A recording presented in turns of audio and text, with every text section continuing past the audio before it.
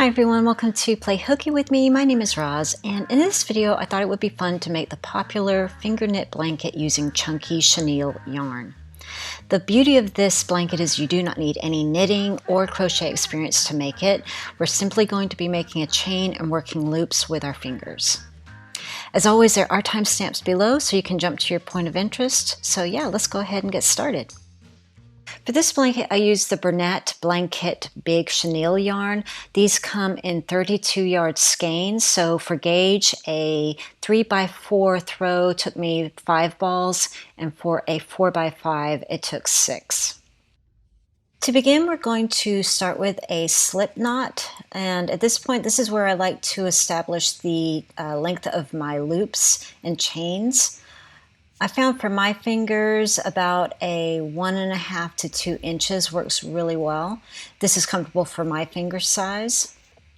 And at this point, just go ahead and pinch through the center and pull a loop through your chain. Continue doing this until you reach your desired length. I'm making a 3x4, which took me about 30 chains. When you've reached your desired length, be sure to include that very first chain at the slip knot. We're working on our first row now, and I like to place the yarn pointing in the direction that I'm going to be working. This makes my work go a lot faster. Starting in that very first loop, just pull another loop through. Here again, my loops are about 1.5 to 2 inches in height, similar to the chain that I started with. And now we're just going to go into the top of every single chain with a loop. This first row and second row, they're a bit fiddly. Your initial chain is going to flip around a little bit, but don't worry, that gets smoother as you go. Just continue feeding loops in the top of those chains. Don't forget that very first chain next to the slip knot. At this point, go ahead and double check that you have the same amount of loops as your initial chain. So I need 30 because I had 30 chains.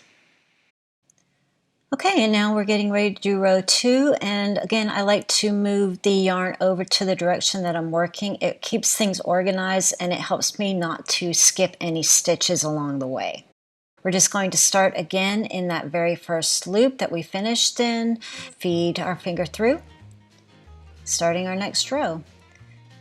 And that's it. We're just going to keep feeding loops into our previous loops. And just take a pause and move your yarn over to the other side before you move on to the next row. Again, this also helps me to keep an eye on making sure that I don't miscount on the ends. Starting our next row. Another quick tip, just to make sure that your loops don't twist, just make sure the bars are straight on each side before you pull the loop through. This way you won't get any kind of twisting. Another quick tip is I like to sit on the bed while I work, and I roll the blanket as I go. This just helps with the ease of the back. When I do it this way, I don't have far to reach, and it makes it, again, very quick to work on. This blanket took me about 1.5 to 2 hours.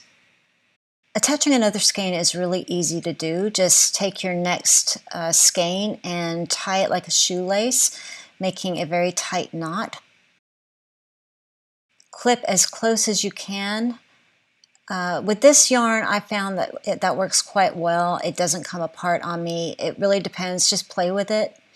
Another option, though, if it is pulling apart for you, do the magic knot. I'll add a link here for a more detailed video. But you're going to do the same thing, but in 2 places. Just tie like a shoelace on both ends. This will guarantee that these skeins will not pull apart no matter how hard you tug on it and no matter how close you clip on the ends.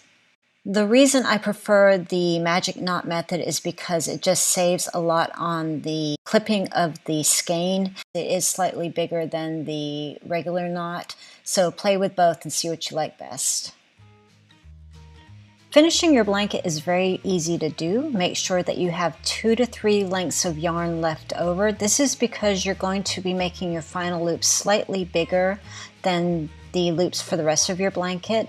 My loops are about 1 inch larger than they were previously.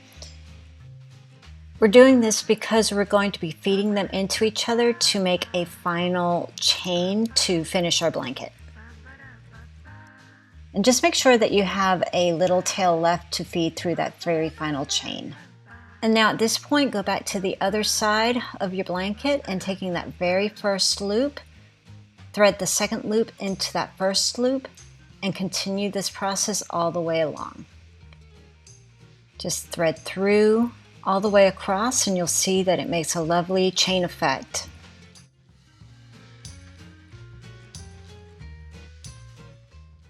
And once you've reached the end, go ahead and take your little tail there and thread it through that final loop.